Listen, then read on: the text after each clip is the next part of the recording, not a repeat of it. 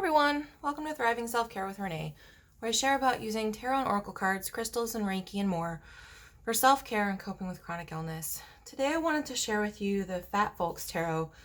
It's a new tarot deck that's currently sold out, but they're looking at possibly doing another printing of it. And the description from the website says, tarot can be a powerful tool, a fun way to pass the time, or a part of someone's spiritual practice. But no matter how you use tarot, it's always a work of art. While the cards are meant to depict the entire realm of the human experience, many people have been left out of the imagery in traditional tarot decks, including fat, BIPOC, and LGBTQ plus folks. With Fat Folks Tarot, we have brought together a group of diverse fat artists and created a unique deck for and by fat people. This deck includes all 78 of the major and minor arcana, and each card features gorgeous art of Fat Folks. Fat Folks Tarot is a nonprofit project, and all proceeds are benefiting Trans Lifeline.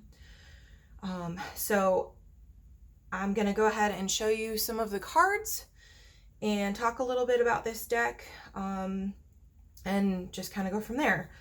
So I'm not doing a full flip through because that's just not my thing. But I wanted to at least show you some of the cards because they're pretty amazing. Being a fat person myself and also being disabled, I don't typically see myself being represented in the cards very often. And so this has been kind of nice. Each card is created by a different artist. And so the art styles definitely differ from card to card. I'm not usually a huge fan of that, but in this deck, it does seem to work. It pulls together really nicely. So, a lot of swords today. Lots of thinking going on. Look at that, Queen of Swords too. Wow. I'm going to try and make sure you see at least a couple cards from each of the suits and a couple majors and stuff like that. But these are just really beautiful cards. And I'm really happy to have this deck. And I'm happy to have supported the Trans Lifeline project as well. This deck doesn't come with an accompanying book. There is a PDF artist guide for download on the website, and that does include short blurbs about creating the card and the artist. And so I'm going to show you a couple of books that might be helpful for working with tarot, especially if you're not really familiar with tarot very much. Sorry, I'm going to try and go through this a little bit differently here. A lot of swords, seeing lots of the swords today. Saw the Nine of Cups already. Just want to show you some more of the different cards here.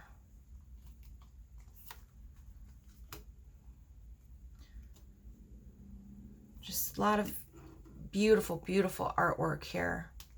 Just wonderful.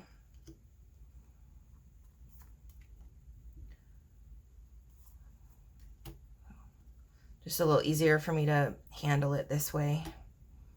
But I'm really happy with the diversity of the bodies, even within the deck itself. Just wonderful, beautiful artwork. Okay, so I'm going to set these off to the side, and I'm going to show you a couple of books because this doesn't come with an accompanying book. So I'm going to show you a couple of books that you might find useful when working with, I'm going to scooch that up a little bit, when working with tarot. This is a new book to me. It's called Querying the Tarot by Cassandra Snow. And when I saw this deck and then I got it and I was looking through it, I thought this would be potentially a really good accompanying book to go with it. I am not queer myself. I am an ally, and so I definitely don't want to try to speak to things that are not me. But I thought people might be interested in knowing about this as a resource, considering that this is a LGBTQ plus and trans focused deck. This book is very obviously querying the tarot, and so On the back, it says, tarot is a tool of self-discovery, empowerment, and liberation, and yet the tarot archetypes and their interpretation, as they've been passed down to us, presuppose a commonality and sense of normalcy that is white, European, and heterosexual. But humanity is vast and diverse, culturally, spiritually, sexually. Tarot has the power to serve a greater population if we allow ourselves to unlock its deeper meanings, if we allow ourselves to queer the tarot. In Queering the Tarot, Cassandra Snow deconstructs the meanings of the 78 cards, explaining the ways in which each card might be interpreted against the norm. Snow explores themes of sexuality, coming out, gender, sources of oppression, and of empowerment, and related topics. This fresh and compassionate approach speaks directly to those whose identity, is either up in the air or at the forefront of their consciousness. It also speaks to those who may struggle with mental illness or the effects of trauma, all seekers looking for personal affirmation of who they are. So I haven't read through this book all the way yet. I've just started it, but I did watch a very valid and I think very important review on this book by Katey Flowers, and I will be including the link in the cards and at the end and in the description box. And Katey Flowers is an amazing advocate for mental health issues and mental health awareness. And she brought up a very serious issue with some of the cards being described using clinical mental health language that was pretty inappropriate. I do agree with her that using clinical diagnostic language in a situation like this, unless you are a licensed mental health professional or medical health professional, is really inappropriate. So I wanted to let people know that that does come into play, and I believe it is in the Swords cards. Let me just take a quick peek here. I believe it's in the Swords cards. I think the 2, 3, and 4 of Swords, I think. And so I wanted to let people know about that, and that it may not be appropriate, but I wanted to let people know that this is an option that's available. Of course, it is one person's take on queering the tarot, and everyone's going to have different experiences and lived, and their lives and personalities and difficulties that they've faced. And so I wanted to let people know that this is available, and I'm going to be reading through it as an ally. And I also feel it's important to let people know of a very legitimate critique of a part of this book, and I'll be sharing that as well. One of the other books that I really enjoy for if you're new to tarot, or if you know tarot already, is Barbara Moore's Your Tarot, Your Way, Learn to Read with Any Deck. And it's a really good little book. Barbara Moore is an amazing author and tarot reader. And the back of the book reads, Tarot Guidance with a Personal Touch. Discover what it's like to receive tarot lessons with a warm and encouraging teacher at your side. Join Barbara Moore as she shows you how to build your tarot skills from the ground up and form your own intimate connections with the cards. Your Tarot, Your Way invites you to honor your unique life experiences as you respond to symbols and cultivate a spirit of play. With practical real-life examples, this book helps you explore tarot as a practice for nourishing your soul and discovering new perspectives. This book does include some gendered, I've got highlights all through it, but it does include some gendered cards, gendered language and narratives, but it's still a very open book, and I found it really helpful when working through learning the cards.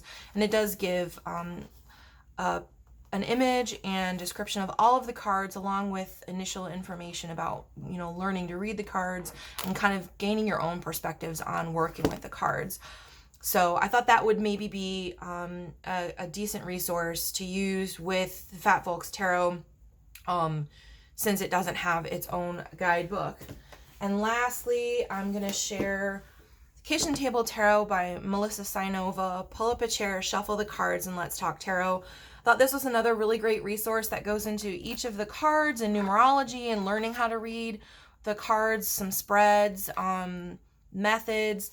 And it also talks about diversity in the tarot and some of the lack of diversity in tarot, And so she goes and I believe it's she, if not they, I apologize. They talk about, although the historical tarot is full of straight white folks, there are a host of other decks that feature queer people, people of color, and queer people of color. A lot of tarot is about symbolism that extends to the color of the character's skin and the relationships they're in. You don't have to be a white female to identify with the High Priestess. You don't have to be in a straight relationship to live in the Lover's card. I often come up with the Knight of Swords in readings, and I don't identify as a white cis male. That being said, it's really nice to do a reading with cards that are representative of your color, culture, or love, and they include a list of more diverse types of decks. The Fat Folks Tarot isn't on there because it's brand new and this book was written prior to that, but it does talk about that perspective, talks about each of the individual cards, even though it does use a little bit more of a traditional deck for illustrating the cards and the symbolism and that type of thing. I think it could be a really great accompaniment to the Fat Folks Tarot. And on the back for this kitchen table tarot book, it reads, down-to-earth advice on all things tarot. Learn to read with your own voice and get the answers to all of your questions. For years, Melissa Cynova has been sitting down with friends and neighbors who are curious about the tarot. She's heard all the questions and misconceptions that can confuse newcomers and sometimes more experienced readers too. Kitchen Table Tarot was written as a guide for anyone looking for no-nonsense lessons with a warm, friendly, and knowledgeable teacher. Join Melissa as she shares straightforward guidance on decks, spreads, card meanings, and symbols, filled with real-life examples and personal explanations of what it's like to read the cards. This book tells it like it is and provides the information you need to read with confidence. There are many, many, many tarot books that are absolutely amazing by a wide variety of authors. There's also websites and YouTube videos that are basically free resources as well, because I know not everyone may have the ability to buy an additional a book or other resources at the time. And so I just wanted to share those couple of resources, and I'm going to share a few links in the description also to some free resources that are reliable websites and some YouTube creators, so that you have access to free resources as well. So thank you for joining me to take a look at the Fat Folks Tarot, and please consider doing all the YouTube things like comment, share, and subscribe, and I'll see you in the next one.